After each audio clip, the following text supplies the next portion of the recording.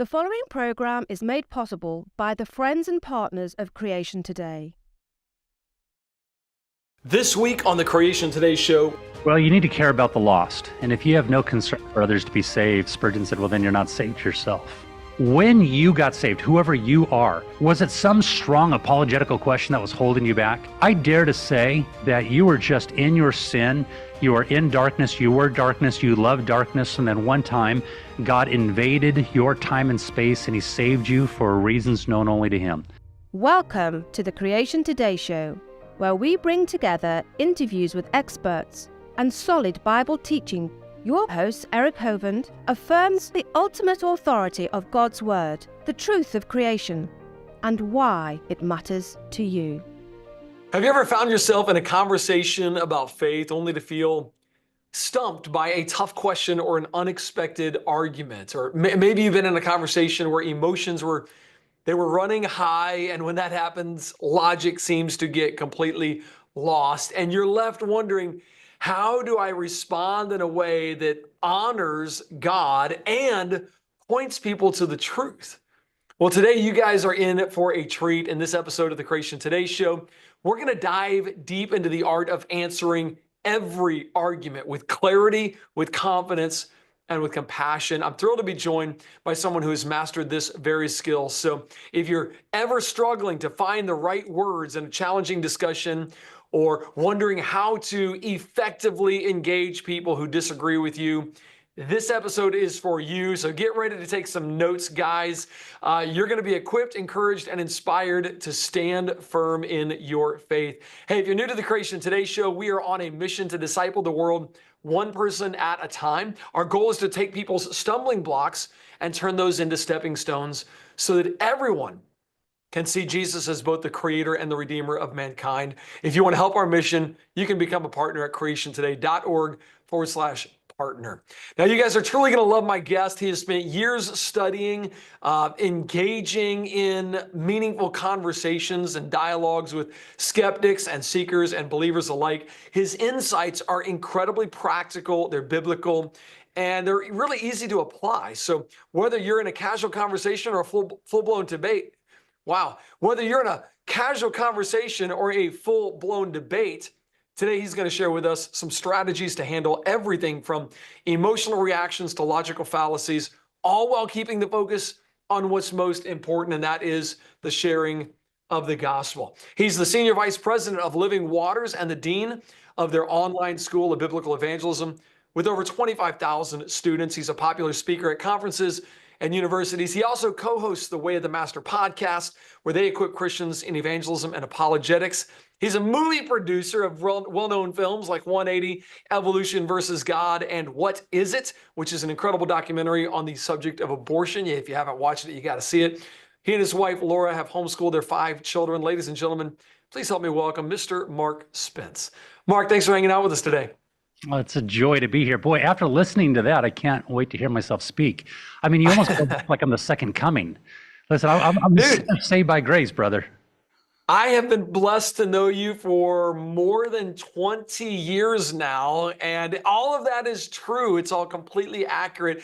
I know I am encouraged every time I get to have a conversation with you. It is a blessing. So I know people watching this are going to be encouraged, no doubt about it. Nice. Well, I have no real idea what direction we're going to head with that, but you gave me a sort of an idea with what you shared, so excited. Well, I'm kind of curious where you see this is your full-time job, is to go and share the gospel. I thought I'd start by asking, how's the church doing? How are we doing at evangelism? I mean, that's your job, to equip people. You're the VP of this whole thing, so how's the church doing? That's a good question. In fact, I like the way you worded that as well. You didn't say, how are we doing at apologetics? Because a lot of times when people think of evangelism, they think of apologetics. They think of, well, what if somebody asks me a question and I don't have an answer for that? I'm not as smart as Eric Hovind is or as Frank Turek is, and therefore I cannot engage with my next door neighbor or college students at the local campus. So evangelism, right? It's just love in action. It's opening up our mouths as we ought to engage in a conversation with someone who, by and large, typically is not interested in talking about spiritual matters. So let's separate the apologetics from evangelism, which is just simply telling people about Jesus and how he can set people free. Love the way you worded that.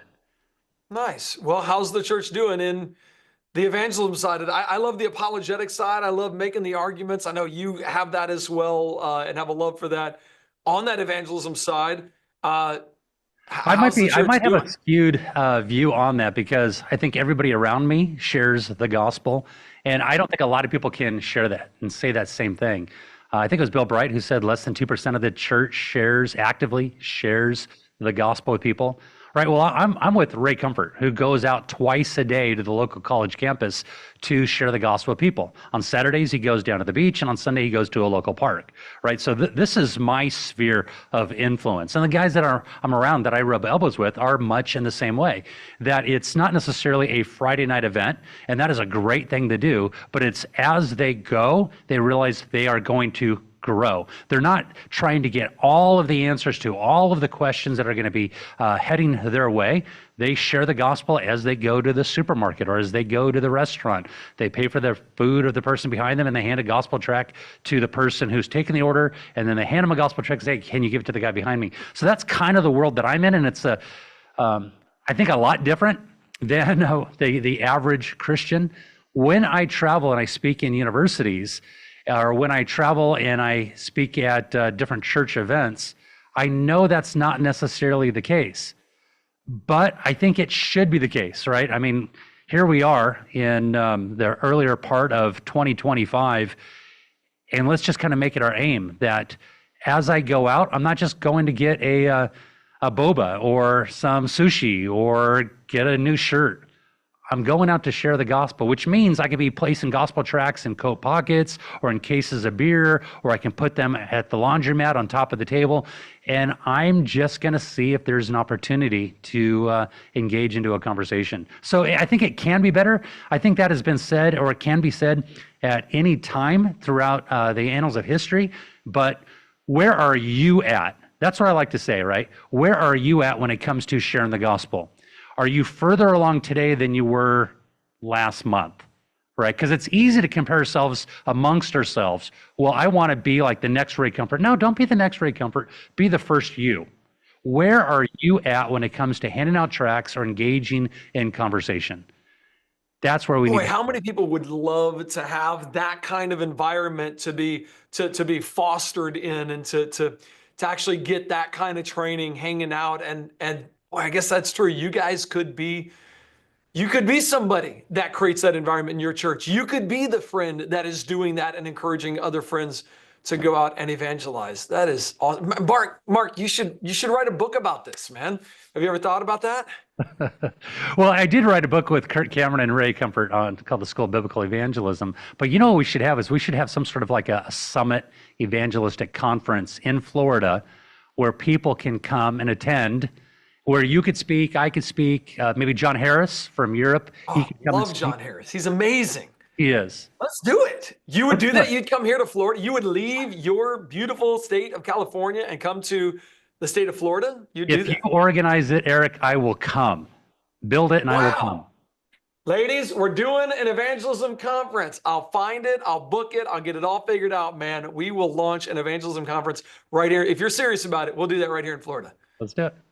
Can you write a book for this thing as well? I probably could. I took the liberty of coming up with a few title ideas for you. Just let me know which one piques your interest. I've got No More Excuses, Overcoming Barriers to Bold Evangelism. And by the way, hey, if you guys like these out there, you guys can maybe vote on, just comment on what you think Mark ought to write next, okay? I thought that was good. Based on real conversations, by the way. That's what that book's got to be.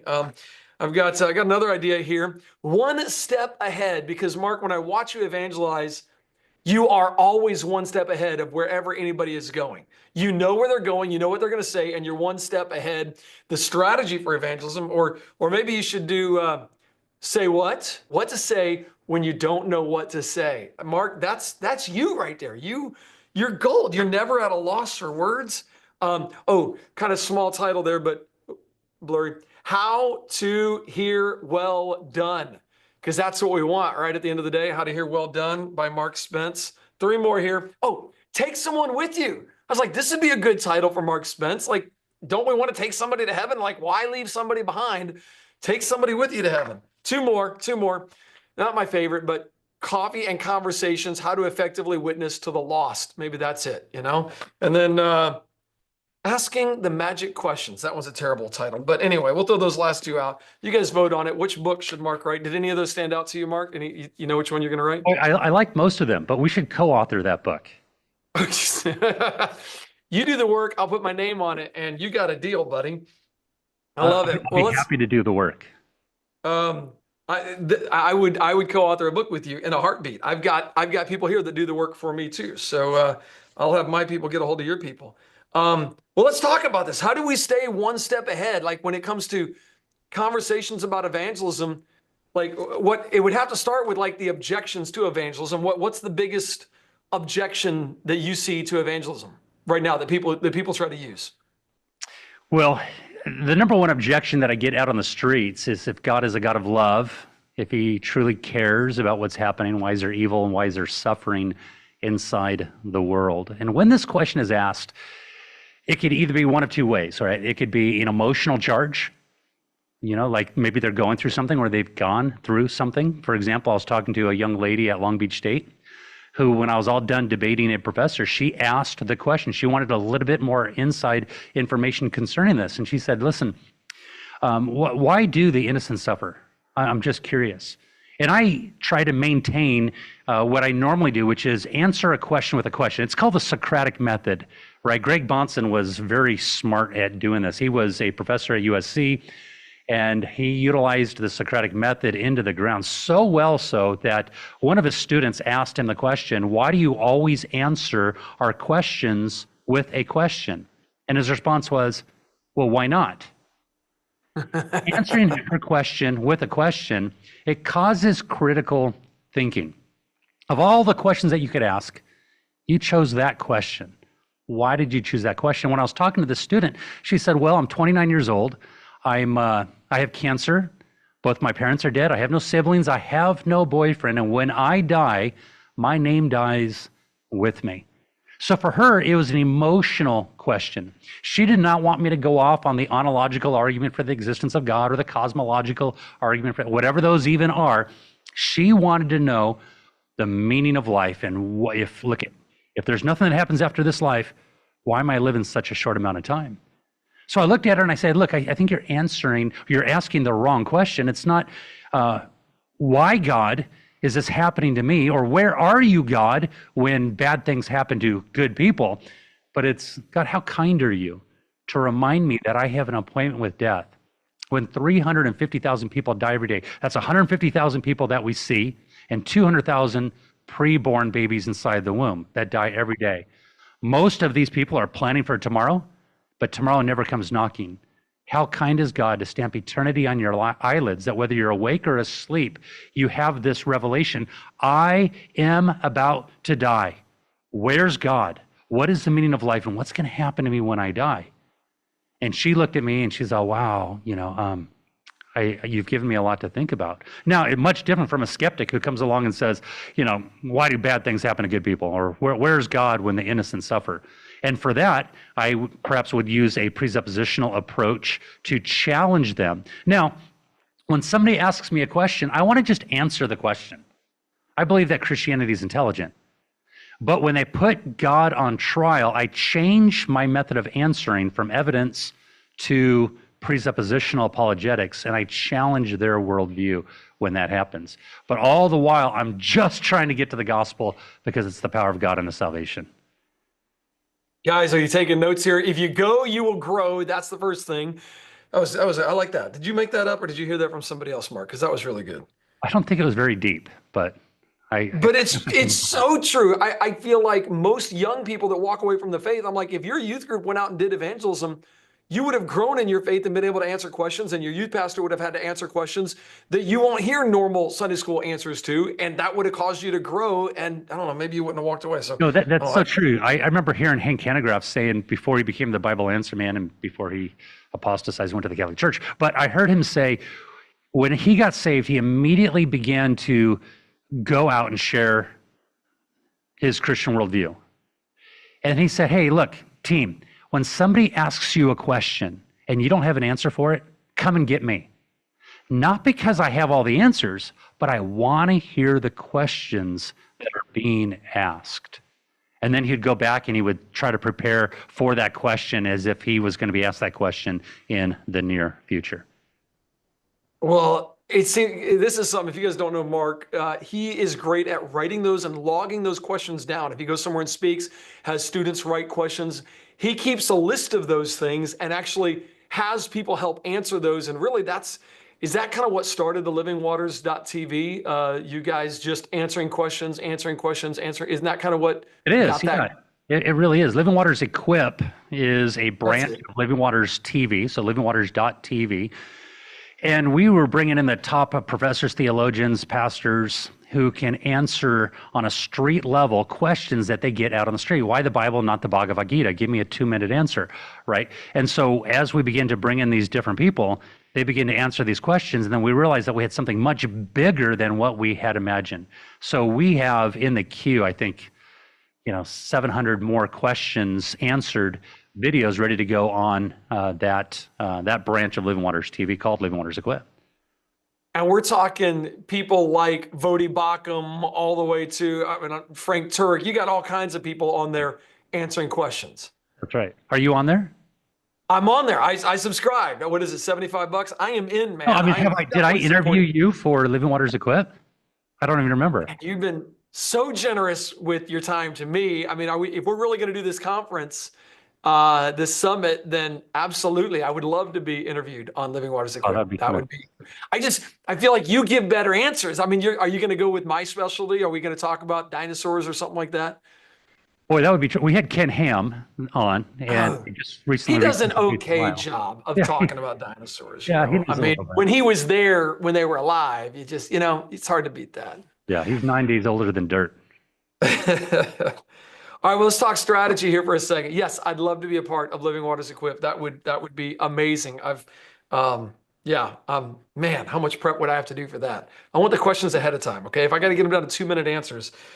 Hey, let's talk strategy here. You just talked about the difference between evangelism and defending the faith, more like when you're sharing versus defending, two different approaches. You talked about the Socratic method. Can we get into some of the details, like when you're debating somebody and you can't seem to get anywhere? Do you have a thought or a question or a strategy that comes to mind when you're dealing with somebody and you're like, I don't think this is getting anywhere. I don't think I'm actually making progress here. Or they keep repeating the same thing over and over and over. What goes through your mind? I have a list of 6 questions. Maybe we can get into that during the last hour of this interview here.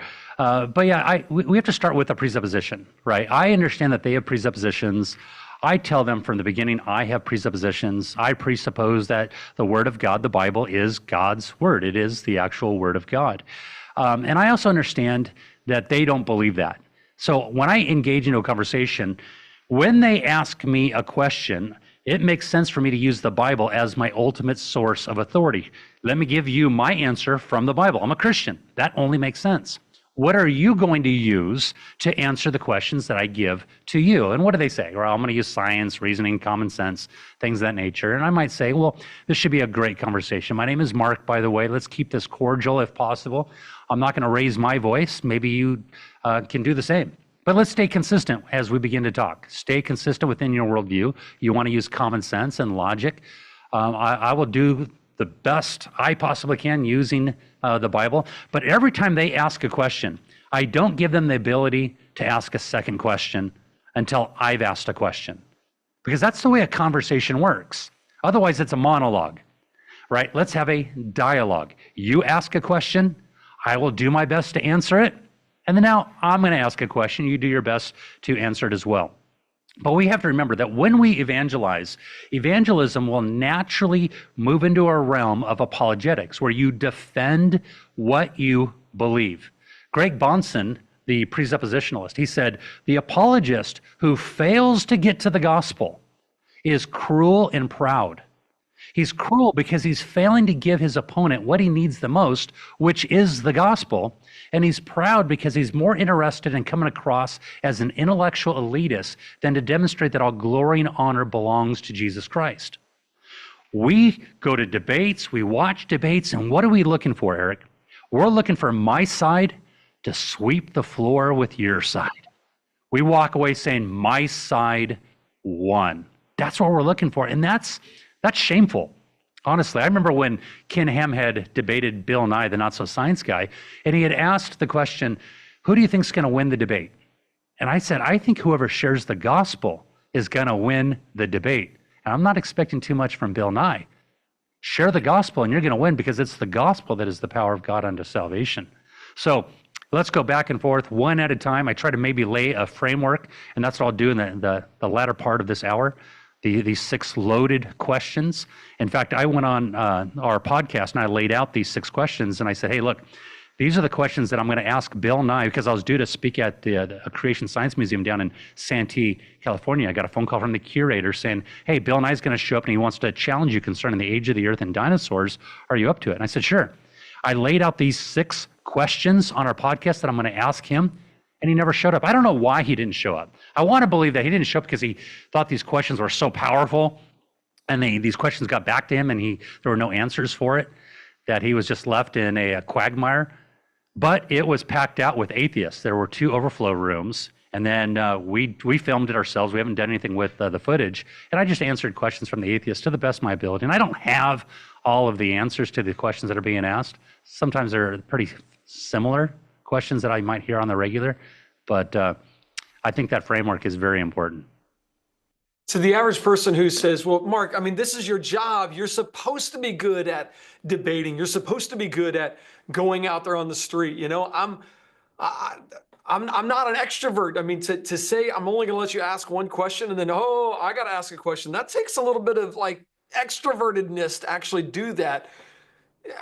And then how do I balance? Do you have to have do you have to have a good personality in order to make this happen? Like, what do you got to do? Who do you have to be? Who do you need to become in order to actually fulfill this obligation of sharing the gospel? Well, you need to care about the lost. And if you have no concern for others to be saved, Spurgeon said, well, then you're not saved yourself. Right? So I think it just starts with some sympathy and empathy, because at one point you were in their shoes. When you got saved, whoever you are, was it some strong apologetical question that was holding you back?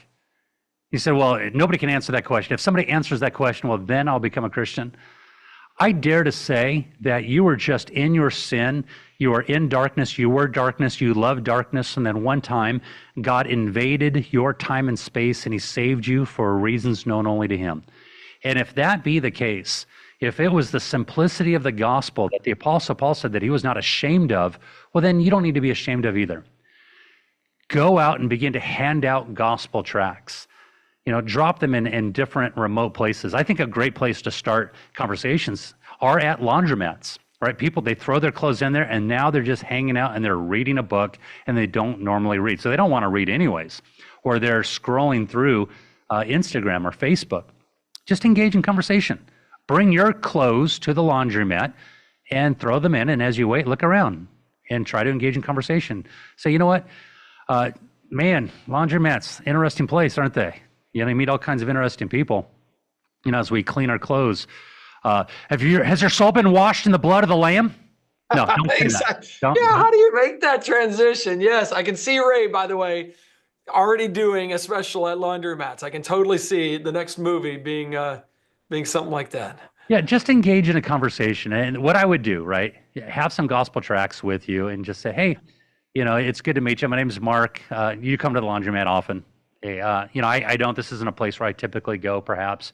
You say, you know, I've been given some thought concerning what happens to people after they die. You know, recently I had my mother pass. I was wondering, do you have any thoughts on that? I think that maybe we should. Like, it seems like an important thing that 10 out of 10 of us are going to die. We're all part of the ultimate statistic. You know, I don't want to spook you out or freak you out. It's just something I've been thinking through, and I was wondering, you know, where do you place your hope? What do you think happens after we die? Can you help me out? Help me figure out what you believe. And then maybe I can share what I believe. And if they say, I don't want to talk about this, go, hey, no problem. Then move to somebody else. Whatever. Don't overthink it, because that's what we do. We overthink it, and then we talk ourselves out of it. We have our marching orders. God uses the gospel to save people. That's a person. Share it and leave the results to God. You mentioned that, I guess when you were talking about not getting upset in a conversation and telling the person, I'm not going to get upset, it's almost like I felt like there's a pre-evangelism, then there's an evangelism, then there's a post-evangelism. I've heard some people give some incredible pre-evangelism ideas, like, hey, I'm trying to remember how they say it now. But if I prove this to you, would you change your mind? Or if I do this, basically setting them up ahead of time with some questions where they're wanting to sound, hey, are you open-minded? Are you open-minded to this? And then when later on in the conversation, they close their mind on something, you can say, but I thought you said you were open-minded. So pre-evangelism, you're not going to get upset. How do you do, is there any advice on pre-evangelism before you get to the evangelism? Yeah, there's a couple questions that I might ask, right? If I could answer all of your questions to your satisfaction, to where you say, that's a great answer to my question. I never thought about it like that. But if I could answer all of your questions to your satisfaction, are you willing to bow your knee, confess Jesus Christ as Lord, and become a Christian today? And if they say no, I say, well, then why ask the questions? Why pretend like these objections or a lack of evidence is what is holding you back from becoming a Christian? Or as Easy says here at Living Waters, he'll say, look, I respect your belief. You're an atheist, you're a Mormon, part of the Baha'i faith. Listen, I respect you as an individual. You're created in the image of God. You're worthy of dignity, honor, and respect. Would you consider yourself to be an open-minded individual? Would you say that you yourself respect what other people believe? And when they say, yes, no, I respect what other people believe, the moment he senses any sort of hostility, he'll say, hey, I just want to thank you for having this conversation with me and respecting what I believe. And I'm excited to learn more about what you believe as well. And it tends to take things down a little bit. It removes that amygdala hijack that might be happening when they are yelling or cussing or getting upset. We can have two people who disagree vehemently and then go their way and have a cup of coffee. I have a lot of friends that are non-Christians. We agree to disagree, we go our way. So I think that we could have more conversations like that. When I was in London recently, I had a whole group of atheists who were so angry with me, as I was opening up preaching, and I said, why are you so upset? You obviously don't believe what I believe.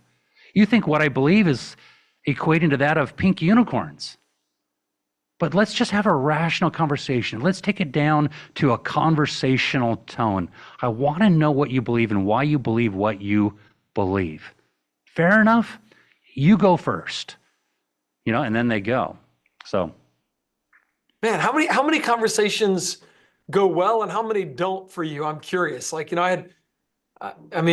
about mine and I'm trying to put a percentage on it. I don't know that I could. I guess if I had to put a percentage, I'd say 10% of my conversations, I'm like, that was an amazing, it's one of those, I want to tell that story. I got to go tell somebody about this guy I just talked to or this lady I just talked to. And probably about 50% would be, that was pretty good. I at least got to it. I got to the gospel. Do you think through or do you go, I don't care. It doesn't matter to me. I'm going and whatever God does with it, I was obedient. Yeah, an evangelist was once asked the question, how many people have you led to the Lord? And his response was, all of them. And what God has done with them up until that point, it's up to him, right? So we are called to plant and to water, but God brings the increase.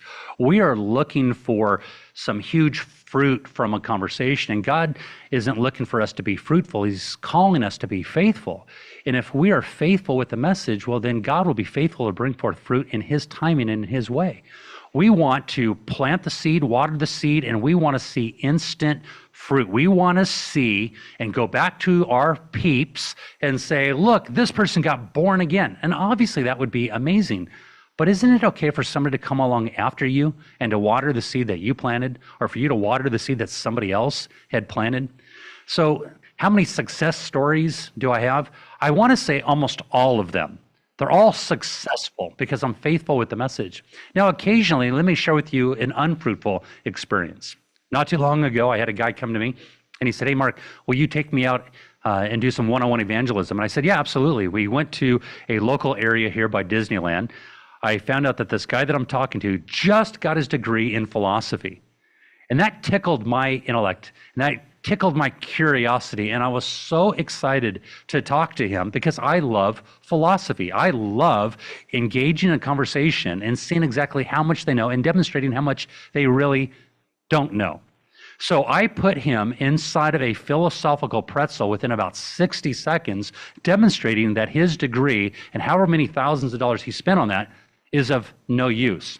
Well, the guy that I was with, he started tapping on my elbow and he goes, "When are you going to get to the gospel?" And I go, "Just a moment." And I continued tickling the intellect and just putting him in this pretzel. And it was to my shame. When we walked away, he looked at me and he goes, "So is that how you do it?" And I was embarrassed because that's not how you do it.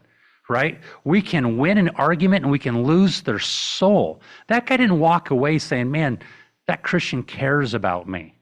He's relinquished his evening with his wife and his kids to come and talk to me because he really cares that when I die, I might go to hell. No, he walked away saying, "Man, that guy's super smart. I'm just going to be studied up next time I come across somebody who is smart so I can beat them." Man, that's terrible. That was not a successful encounter, to my shame.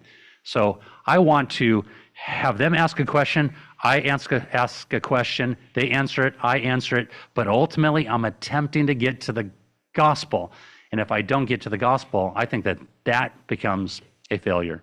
So it's a success if you get to the gospel. I want to ask you more about just how to answer every argument, knowing that, man, conversations could go any different direction. But hey, social media, I got to let you guys go. Thank you for joining me. Look forward to seeing you next Wednesday as we tackle more conversations about science and scripture and see how God's word and God's world absolutely go together. It's really incredible. Before next Wednesday, when I get to see you again, can I encourage you to do a couple things? Number one, go to livingwaters.tv. If you want to learn how to share your faith better, it helped me tremendously to watch witnessing encounters, and they post tons of witnessing encounters. You got livingwaters.tv, you got livingwaters.com, you got the Living Waters YouTube, probably YouTube, Facebook. You guys are on all the social media platforms. Just look up Living Waters. You need to follow Mark Spence as well, just at Mark Spence on all the different platforms. He's always posting things that will challenge your thinking and challenge you to see God for who he really is. And that's one thing that I love about you, Mark. You're always focused on who God is. And when you see God for who he is, we become like Isaiah. When God's high and lifted up, it's like, okay, here am I, send me. I'll do whatever you say, God. I'll go share your truth with the world. So make sure and follow Mark so that you can be encouraged as he shares his on his story and on his timeline. Wow, I wish you guys could just come on over. Matter of fact, just do that. Come to creationtoday.org, partner with us to reach more people and hear the rest of this conversation. Tracks as well. Mark, how many different gospel tracks do you guys have on your website right now that people can order? I'm going to guess and say we have about 65 different gospel tracks. Amazing. Guys, use those, order those. It is so much easier to share the gospel when you've got something with you and you can just say, "Hey, can I buy your coffee?" Or, "Hey, did you get one of these?" Or, "Hey, did you see this?" Makes it so much easier. The Bible says a man's gift makes room for him. So Ray and Living Waters have done an incredible job. And you guys use this is what you guys use, right? This isn't just we make something and try to put it out there. These are things that you guys are using every day in evangelism. Yeah, absolutely. In fact, we're about ready to get into the basic framework to establishing a conversation that thousands of people have used this framework that I've come up with, and I can't wait to go through it with you here in this latter part of the hour here. Wow. Well, guys, I'd love you to join the rest of this. Make sure you subscribe. And between now and next Wednesday, go share the gospel with somebody who needs to hear it. Put these things into practice. If you go, you're going to grow. I look forward to seeing you next week. Okay, Mark, this framework, I'm telling you, you sent me a list of questions that I just went, I would love to have all of these